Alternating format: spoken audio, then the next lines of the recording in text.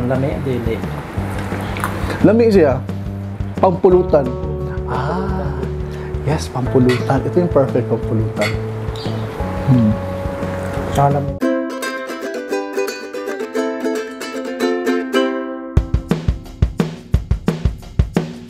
Mayong adlaw mga kakikilaan! Kami ang Wandering Kusina. Ako si Chakoy. Ako si Mark, And magluluto tayo today ng... Kilain, Kapampangan. So, yung lulutuin natin ngayon, Kapampangan dish to. At saka, hindi ko pa natikman ang kilayin. It will be my first time. So, excited ako. Kasi purong karne itong nasa harap namin ngayon. First time ko rin lutuin to kasi yung nag-introduce sa akin ito si Franz. So, Okay. taga San Fernando. Oh, shout out kay Franz kung nasaan ka man ngayon dyan sa Dubai. Alright, so mga ka-Wonders, if you're new to Wandering Kusina, please naman subscribe to Wandering Kusina and click the notification bell para updated kayo sa lahat ng mga bagong videos namin. Ito yung process ng ating. Kilayin. So mga Wonders, yung una natin gagawin, ibababad muna natin yung ating liver sa suka. Ito yung ating liver. Iniwa ko na siya ng ganyan. Cubes lang. Ang gagawin natin, ibababad natin siya sa suka ng 1 cup. Yan. Then isama natin itong ating pork heart. So dapat may lungs itong kilayin natin. So eto na lang yung ginawa kong alternative na ingredients para makumpleto yung ating kilayin. At itong intestine ng baboy. Tuwalya. Tuwalya?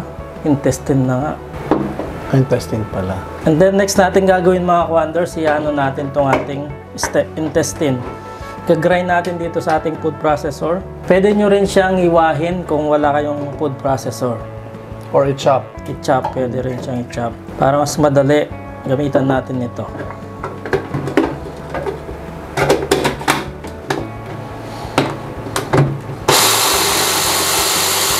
Yan, ganyan lang yung gusto natin makuha ng chop.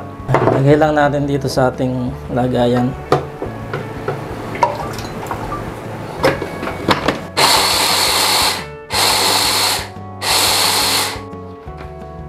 Okay na. So mga Wonders, next natin gagawin is palalabasin natin yung oil nitong ating pork intestine.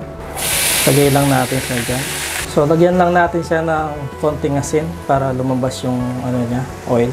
So, yan mga Wonders, nagmamantika na yung ating linuluto. So, alu-aluin lang natin siya para mag-even yung luto niya. Dapat mag-crispy ba siyang konti? Yes, dapat mag-crispy siya. Balikan natin pag medyo na ano na siya, na-toasted ng konti. Nag-crispy na siya, tingnan nyo. Oh. So, nag-brown-brown na siya. Pwede na to. I-strain lang natin yung mantika niya dito. So na mga Wonders, igisa na natin yung ating pork belly. Gagamit din tayo ng pork belly dito. Lagay lang tayong konting mantika. Yung ating garlic. And then yung ating onion. Lagyan natin konting asin. Then yung ating bay leaf. Lagay natin ng 3 bay leaf natin. So, nailagay na natin yung ating pork belly.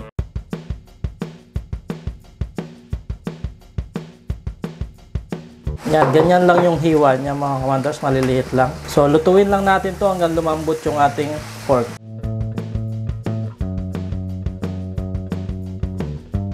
So, takpan muna natin. So, yan mga Wonders, haluhin muna natin siya.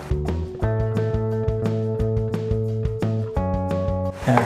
Masarap to na freshly grind yung pepper na lalagay natin or dinurog na paminta.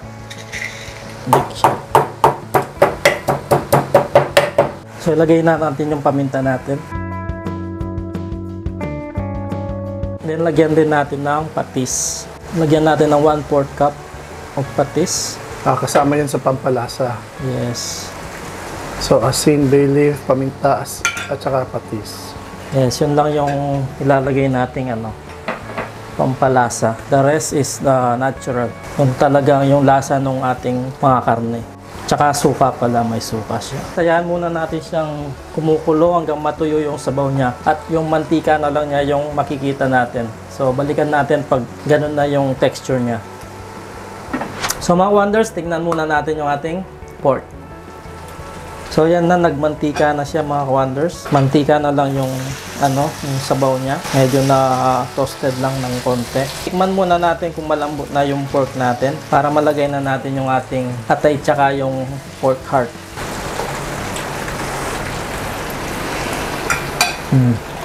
Malambot na yung pork natin. So nakulangan ako sa pepper. So lagyan natin siya ng buo, pamintang buo, tsaka asin. So lagyan muna natin siya ng asin. Ayan. So naulagay na natin itong ating binabad sa suka na liver tsaka yung pork heart na ginrine natin ng ganito. So ilagay na natin.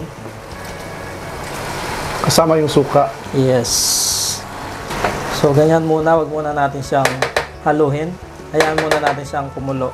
And then wag muna natin siyang takpan para lumabas yung pagkalansa ng suka natin.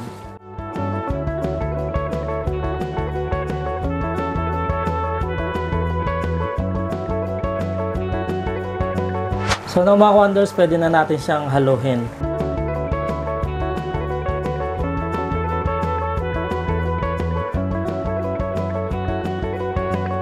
Hayaan muna natin siyang kumukulo hanggang matuyo yung sabaw niya. Huwag natin siyang takpan. Hinayan lang natin yung konting kalan.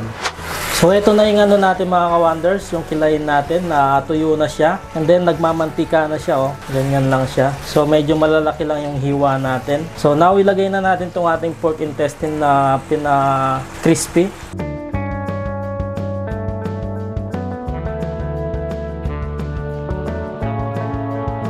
So lagyan pa natin ng konting salt. Medyo natabangan tayo. Konti na lang.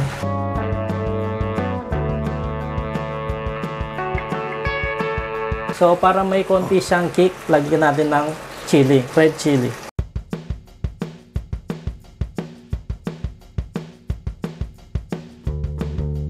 So yan mga wonders, luto na yung ating kilayin. Ayan na. Nag-ano na siya, mantika na lang yung niya, sabaw niya. Wala na siyang sabaw. So naprito na siya sa mantika niya. So now mga wonders, patayin na natin yung ating kalan. Then isi-serve na natin to.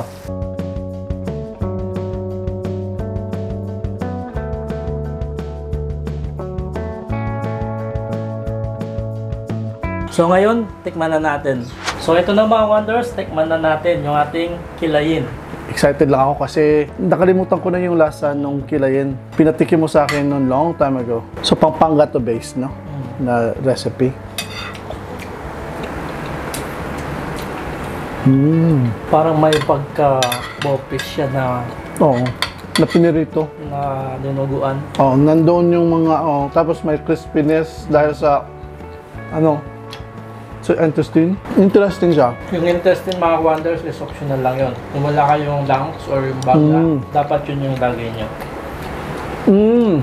Kaya nalagas ko na earlier nung sinabi mo kulang ng suka. Mas masarap siguro siya kung may suka. Mas Meron na siya, tingnan mo. yung sourness lang. Nandun siya. Nalasahan kong suka pero hindi siya maasim. Siguro, I'm not so sure, correct me if I'm wrong. Basta siguro masarap to pag may lemon. No? Lemon, kalamansi. Lang ba? I-toppings ba? Sarap. Sarap to pag may kanin. Mauga ng kanin. Mga ka-wonders, take two. So mga ka-wonders, kung nagustuhan nyo ang version namin ng kilayin, luto ni Chef Mark, please don't forget na i-like tong video na to and then comment down below.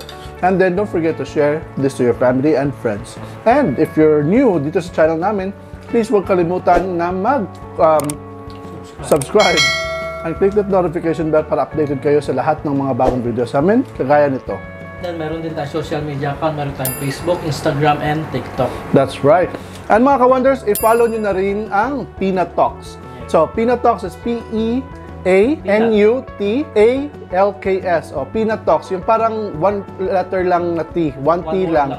One word lang siya. So, yan yung bagong podcast na channel. Support nyo naman kami. Yes, mag-uusapan natin doon yung mga iba't ibang mga interesting na mga topic. Pag-usapan. Especially that relates to you. So, hindi nyo makikita doon kasi behind the scene na. So yung technical director, hindi lang siya tagaluto, siya yung technical director doon. So, shout out kay kamanin natin, si Tutsam, Ryan. Hello sa inyo. And mga ka-wonders, thank you very much for watching. So, please don't forget to follow us on our social media platforms. We have Facebook, Instagram, and at sinabi niya na pala yun. Thank you very much for watching. Kami ang Wondering Kusina. Ako si Chakoy. Si Mark. Stay cool, stay safe, stay blessed, and peace. Ito man, lami, dili. Lami siya. Pampulutan. Yes, pampulutan. Ito yung perfect pampulutan. Tsaka lami sa kanin ko lang. So, Franz, lutuin mo na to. Pwede ka na magluto dito.